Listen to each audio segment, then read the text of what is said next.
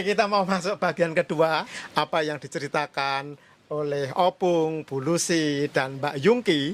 Karena memang ceritanya itu menarik, sangat menggetarkan. Kalau dalam bahasa teologi itu tremendous, menyentuh apa yang mendasar bahwa Allah itu menggerakkan orang.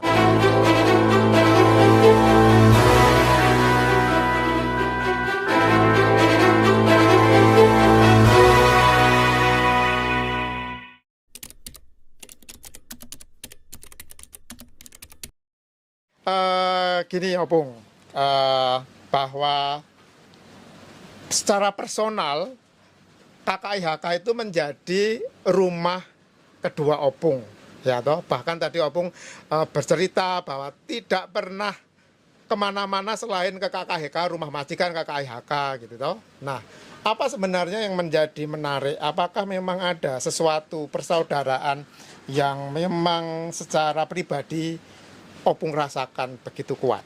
Gimana Opung?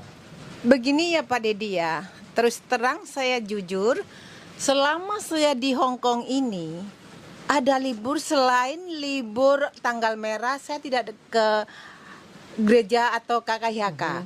Yang menarik saya libur ada tujuan.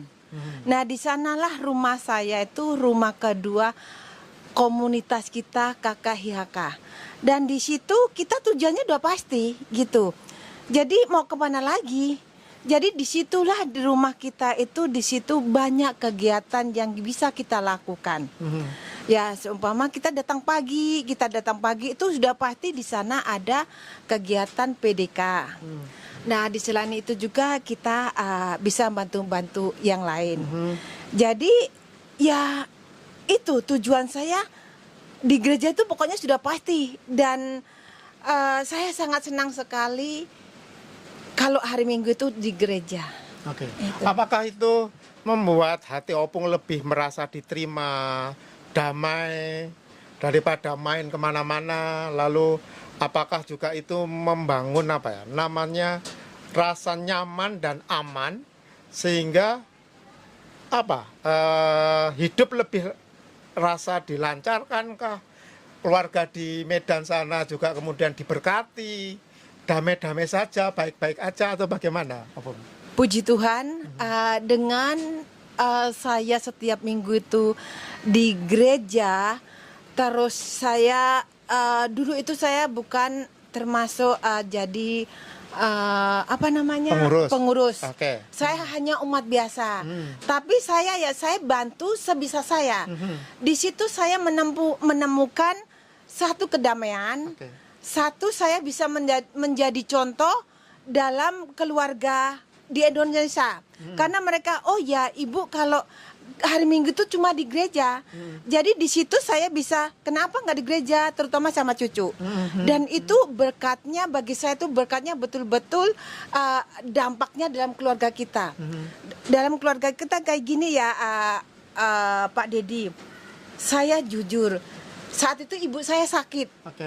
Saya hanya berdoa, saya hanya minta ibuku sembuh. Dan di situ mungkin saya dengan selalu datang ke gereja dengan hati penuh kedamaian, doa itu macam terdengar gitu. Nah itulah tujuan saya setiap minggu, kenapa saya datang ke gereja. Dan saya nggak menarik untuk kesana kemari.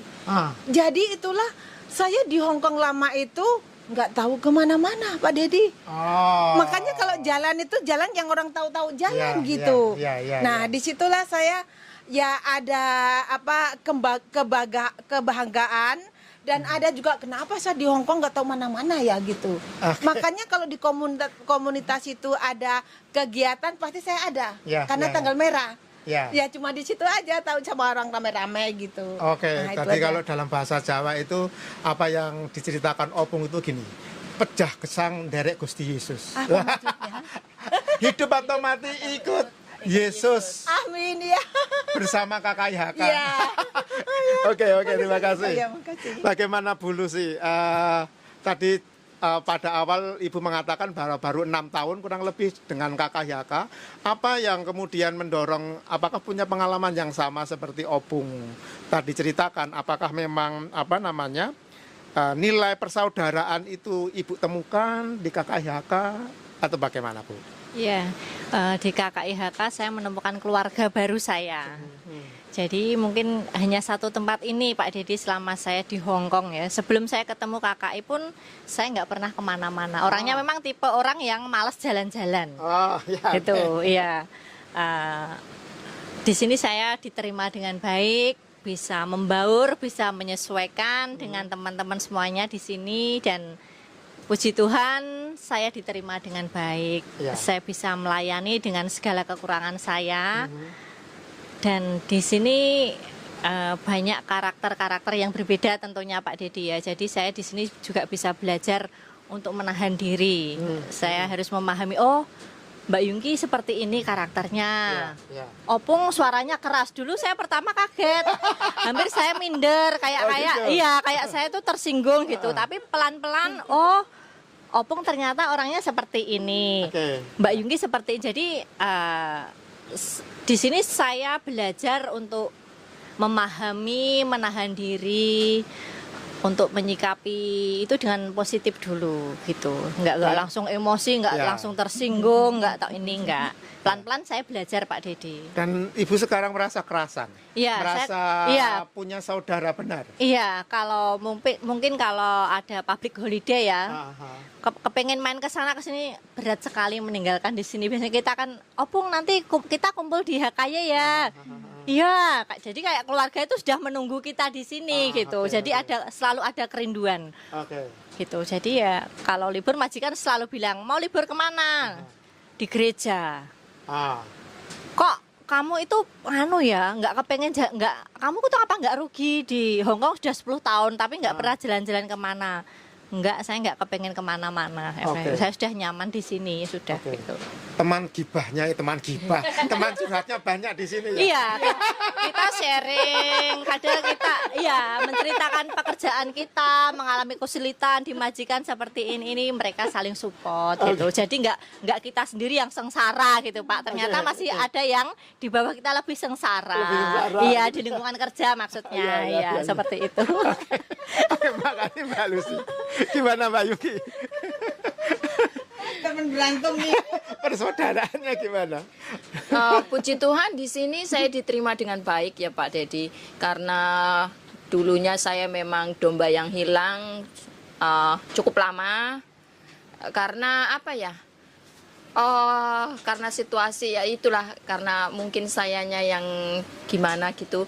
Terus saya menjadi menjauh dari ajaran Tuhan Yesus. Nah, kemudian saya di sini dipertemukan dengan KKIHK, menerima saya dengan segala kekurangan saya, dari saya belum menerima komuni kembali menjadi menerima komuni kembali dengan Romo yang begitu mengcover atau memberikan motivasi dan nggak cuma sekedar motivasi sih, jalan keluar. Oh begini permasalahannya Mbak Yungki, mungkin nanti saya tanyakan untuk yang lebih yang lanjut apa gimana, sehingga kemudian saya kembali dikukuhkan menjadi anggota gereja Katolik lagi.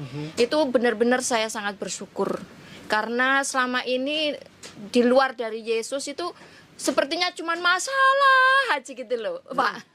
Nah setelah saya ikut, walaupun dulunya saya belum bisa ikut, cuman tujuan saya nomor satu ke gereja hari Minggu, memuji Tuhan, bersenang-senang, bernyanyi, itu saja yang saya pikirkan.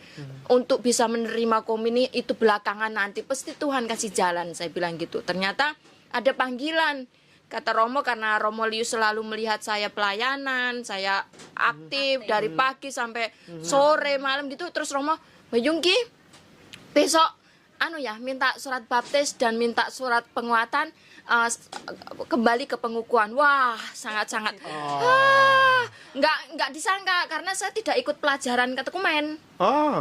Nggak ikut Pak. Langsung dari Romo sendiri. Gimana nggak merasa terharu dan bangganya saya. Ibaratnya dari pelayanan kecil saya melayani teman-teman, dari ikut ngorowiri ke sana ke sini di KKIHK, ada tangan-tangan Tuhan yang memanggil saya langsung untuk kembali. Itulah yang benar-benar kebanggaan buat saya, hadiah terbesar Itu terjadi tahun kapan itu Mbak? Tahun kemarin Pak, pas tahun jubilium lagi. Oh, Saya diterima kembali. Jubilium tahun ya. Ya, wah itu benar-benar. Rahman, ya. Wah, saya merasa itu penantian saya sudah belas-belasan tahun Pak itu. Loh, itu sudah domba yang hilang itu sejak dari Lampung. Iya. Oh. Domba yang hilang dari Lampung ke sini ya terdampar masih lihat-lihat. Ternyata saya menemukan tempat yang benar-benar jadi rumah saya lah Pak. Ibaratnya setiap minggunya saya ke sini. Iya. Dan itu waktu Romo memberikan peneguhan bahwa Mbak Yungki bisa kembali menerima tubuh Kristus, itu kapan? Apakah itu bareng dengan katekumen yang lain atau Mbak Iya Yungki? Pak, iya. Bersama 3 katekumen. Itu. Cuman saya sendiri yang nggak ikut Pelajaran iya, katekumen. iya. Oh. Makanya kan wah, apa iya benar kata saya. Jadi saya wah, termasuk ibaratnya saya terpilih. Ya, saya Terpilih. Tapi karena Mbak Yungki sudah punya surat baptis, surat penguatan Iya, semuanya. sudah lengkap semuanya, kalau Pak. Dari Karena sisi administrasi iya. apa itu sudah ada. Apa bisa diceritakan sedikit waktu pertama setelah sekian tahun lalu tidak menerima tubuh dan darah Kristus lalu menerima itu apa yang terjadi waktu itu, Mbak? yang terjadi itu ya hidup merasa terberkati, segala masalah tuh pasti ada penyelesaiannya Pak. Walaupun kayaknya pikiran ruwet, ada problema apa-apa, oh besoknya udah ini loh jalannya begini, begitu gitu. Pasti ada penyelesaiannya. Oh, gitu. Carane wong Jawa nek butuh duit ki enek sing ngutangi ngono lho Pak. Ini dia. Oh gitu ya. Oh, Terus gitu. selalu ada jalan rezeki apa diutangi apa. Di setiap kesulitan tuh pasti ada jalan keluarnya gitu loh Pak. Oke. Ya itu yang dari permasalahan rumah, dari apa masih punya tanggungan orang tua segala macam, semuanya dimudahkan Oke. Pak. Jadi masalah tidak hanya selesai dengan dijogetin aja. Ya itu kadang ada juga Pak perlu yang dijogeti. Oh gitu. Dan ternyata kehadiran Yesus dalam peristiwa atau pengalaman Mbak Yungki meneguhkan untuk ya saya bisa menemukan kembali penyelesaian Ya, masalah benar. hidup saya satu persatu. semacam Atau itu. tidak semuanya ada yang membuat saya kecewa atau apa, pasti Tuhan buka jalan, memberikan solusi. Oh begini, jangan ini, jangan itu. Seolah-olah ada sudahan terbentuk sendiri gitu loh Pak. Menarik, luar biasa.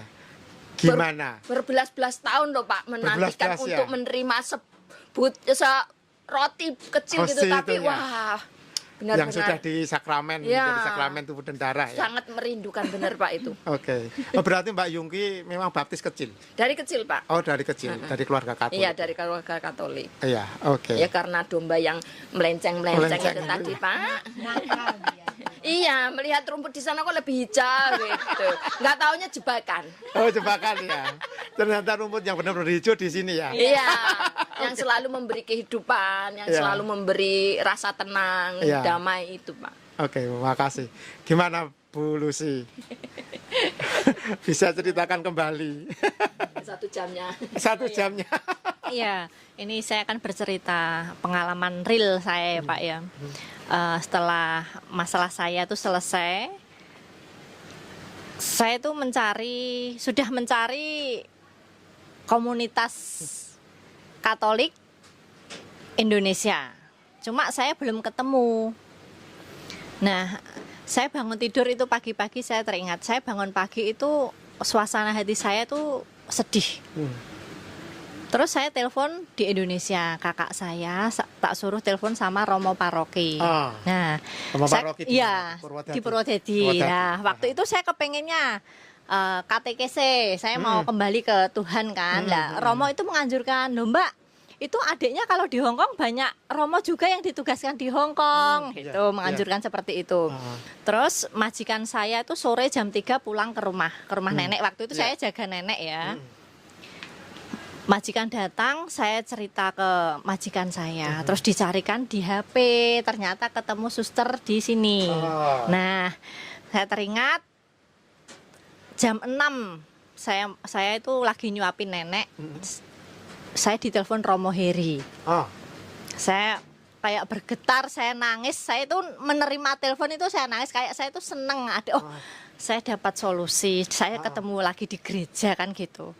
Terus saya bercerita masalah saya ke Romo, terus Romo sudah Mbak Lucy besok datang.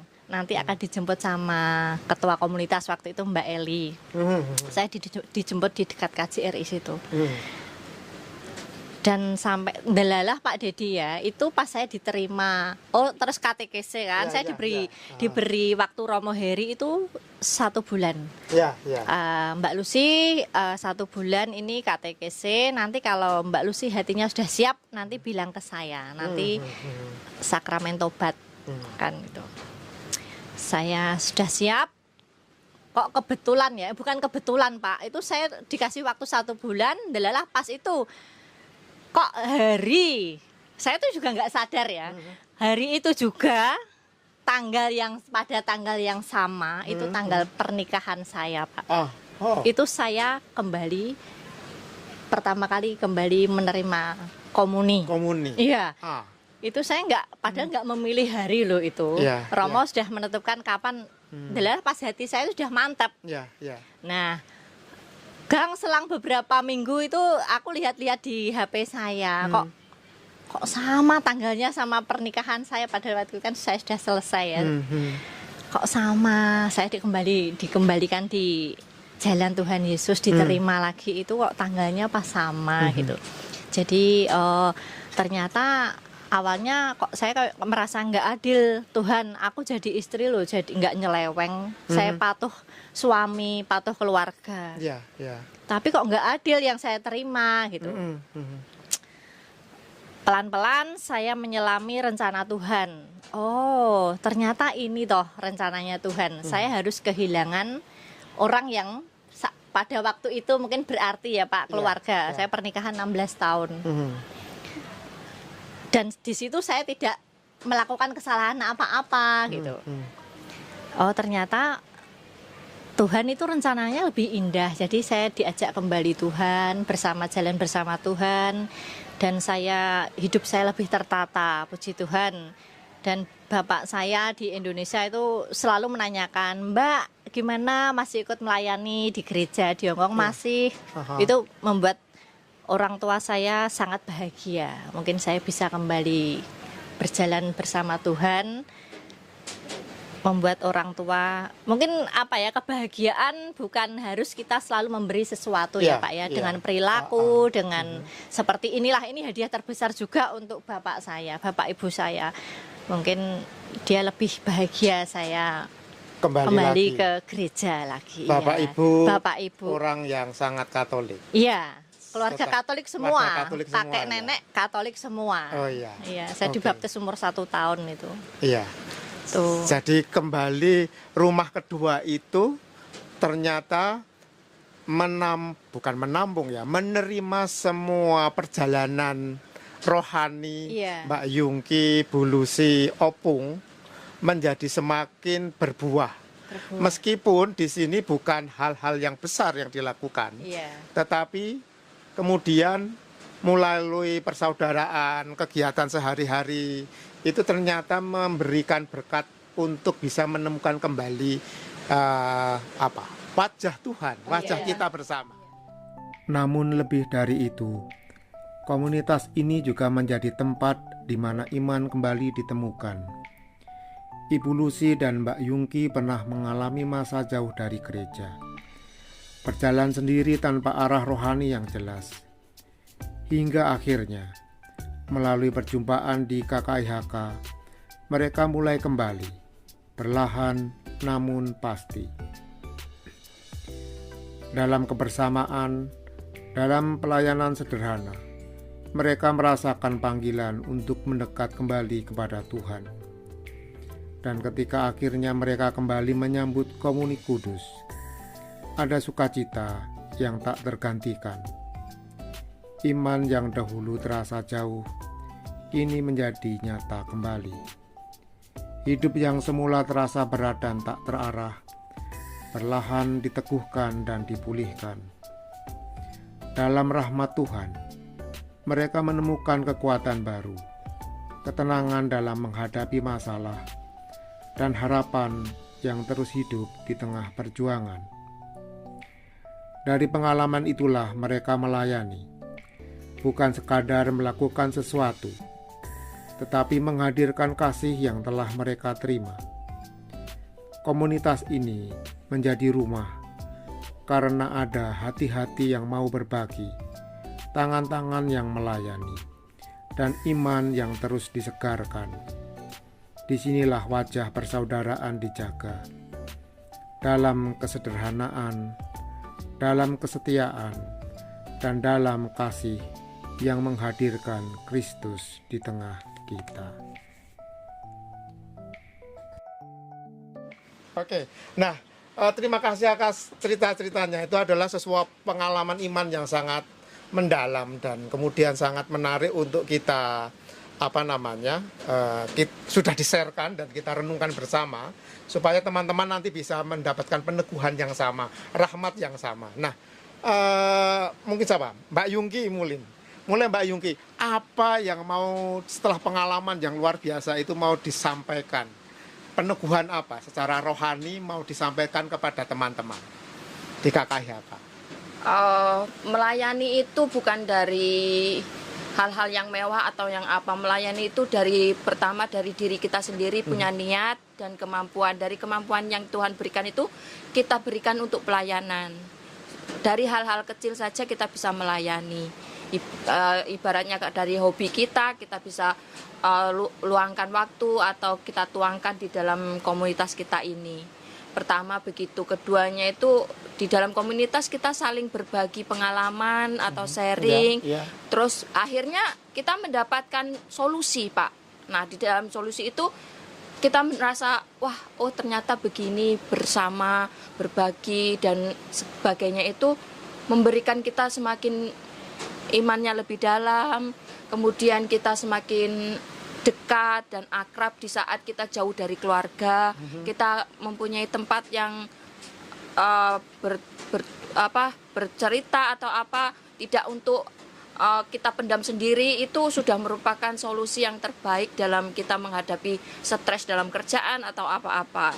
Nah, saya dalam menemukan Tuhan Yesus kembali itu selalu ada jalan Pak yang ditunjukkan oleh Tuhan. Oh, kamu ini begini, seandainya saya punya masalah selalu ada penyelesaiannya gitu, Pak.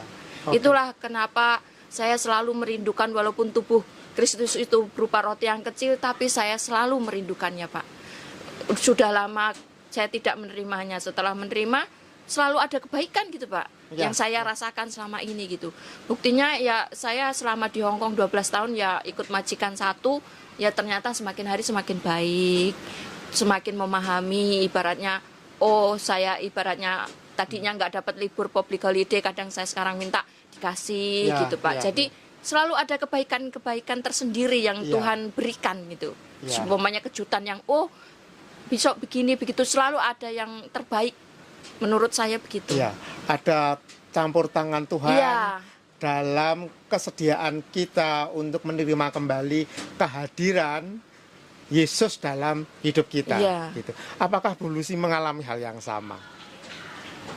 Tentu saja sama, iya. Gimana pengalamannya? Bisa ceritakan mungkin pengalamannya sama, tapi perspektifnya atau momen-momennya mungkin berbeda. Apa yang Bu Lucy rasakan paling berkesan? Iya, paling berkesan itu ketika saya kembali lagi berjalan bersama Tuhan Yesus. Ini di pekerjaan boleh ya, Pak? Boleh. Oh iya. Pertama job yang ini merawat Down syndrome ini, saya belum pernah yang namanya pergi ke Wancai. Mengantar ke Cungsam, momongan saya itu tiba-tiba majikan menyuruh, dan anak ini selalu tantrum setiap saat, gak bisa diprediksi. Dari Taiwan saya pegang tangan, saya doa Bapa kami sampai di Wancai. Itu puji Tuhan lancar dan aman, Pak. Ada juga kegelisahan karena di dalam kereta dia tantrum, nangis, teriak-teriak. Aduh, saya tuh sudah kayak mau pingsan itu. Gimana?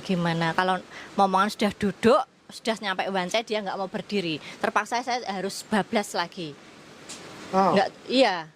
Jadi anak ini nggak bisa diprediksi. Tapi saya yakin Tuhan saya pasti dimampukan menjaga anak ini.